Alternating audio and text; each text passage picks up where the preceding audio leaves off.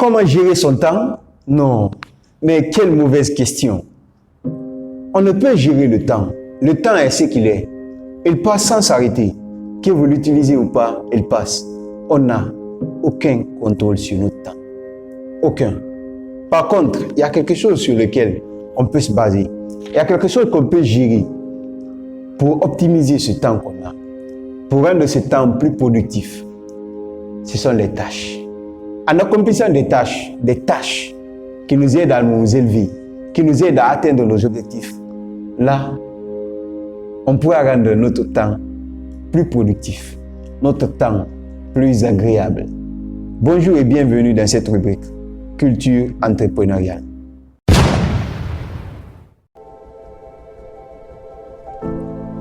Le premier cadran, c'est important, urgent.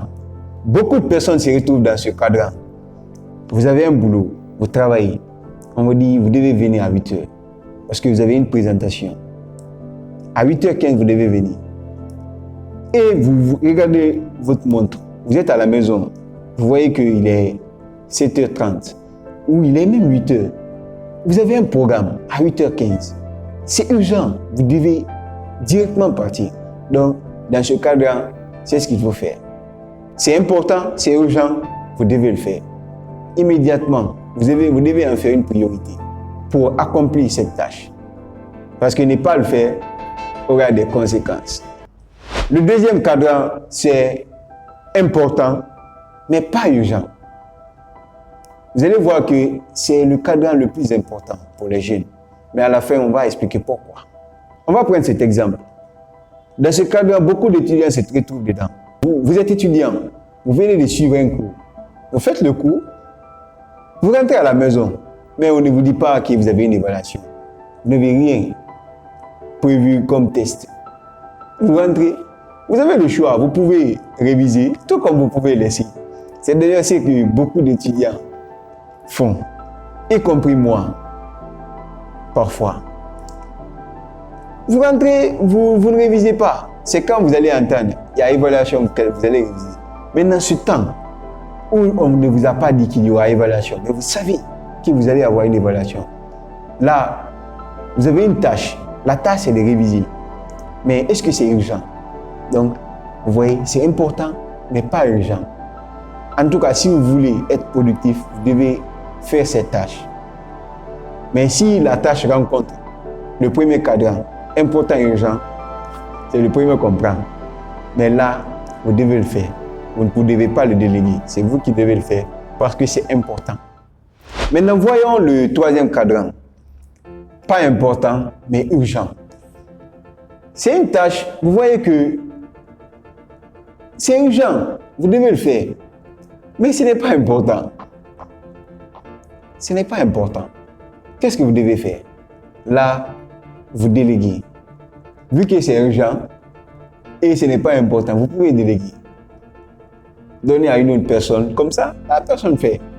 Vous vous occupez des deux premières cases, des deux premiers cadrans. On va voir le dernier. Ça, ce n'est pas important. Ce n'est pas urgent. Qu'est-ce que vous devez faire? La première chose à faire, c'est de l'ignorer d'abord. Parce que vous avez toujours des tâches importantes, mais pas urgentes. C'est-à-dire le deuxième cadran. Partez dans ce deuxième cadran et faites ces tâches. Ça ne sert à rien de se concentrer sur des tâches qui ne sont pas importantes, qui ne sont pas urgentes. Laissez-les déléguer à autre personne. Vous n'avez même pas à déléguer. Vous avez dit vous-même. Ce n'est pas important, ce n'est pas urgent, donc vous laissez. Vous vous occupez de ce qui est important. Que ce soit urgent ou pas, si c'est important, vous devez le faire.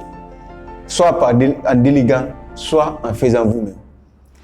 Alors la leçon à retenir pour cette matrice, c'est quoi? C'est que la case la plus importante, c'est la deuxième case. Important, mais pas urgent. Nous les jeunes, franchement, c'est là qu'on se trouve. Vous allez voir qu'on n'a pas de famille à nourrir. Si on n'est pas marié. Ce n'est pas une obligation en tout cas. Si vous le faites, c'est par volonté. Ce n'est pas obligatoire. Il n'y a pas de pression. Vous n'êtes pas employé, par exemple. On ne vous donne pas des objectifs à atteindre. On ne vous donne pas des tâches à accomplir suivant un temps. La plupart du temps, vous êtes libre. Donc, vous vous retrouvez dans ce cadran. C'est le cadran où vous pouvez grandir, où vous pouvez réaliser des grandes choses. Toutes les grandes choses réalisées ont été réalisées dans ce cadran. Ce n'est pas parce qu'il y avait une pression sur ces personnes, non. C'est parce qu'ils voyaient l'importance de la chose.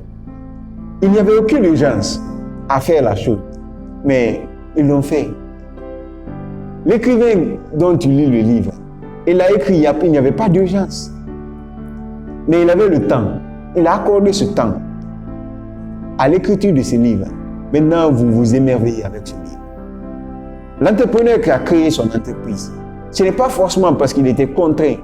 Ce n'est pas forcément parce qu'il y avait une urgence, non. Très souvent, c'est parce qu'il voyait l'importance de la chose. L'importance de la chose.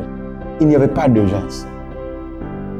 Mais il s'est mis, il a donné corps et âme, argent, relations. Il a tout donné. Compétences. Il a tout donné pour créer cette entreprise. Maintenant, tu profites des produits de cette entreprise. Tu profites parce que tu es employé de cette entreprise. Toutes ces grandes réalisations ont été bâties dans ce cadre. Alors, si vous aussi, vous voulez grandir, vous voulez réaliser de grandes choses, concentrez-vous sur ce cadre et réalisez des choses. Démarquez-vous. La leçon à retenir pour cette matrice, c'est quoi? C'est que vous ne faites pas des tâches non importantes. Si ce n'est pas important, laissez. Si c'est important, vous devez le faire. Si c'est important et urgent, vous devez prendre comme priorité parce que vous vivez avec des gens.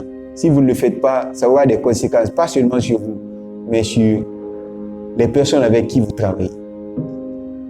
Si c'est important mais pas urgent, c'est le plus important.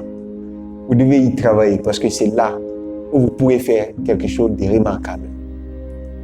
Si vous avez aimé cette vidéo, vous pouvez liker, vous pouvez commenter, vous pouvez surtout partager. Parce que cela va aider un de vos proches. À très bientôt. Si le véritable créateur, le créateur des cieux, de la terre et des êtres vivants, le veut bien.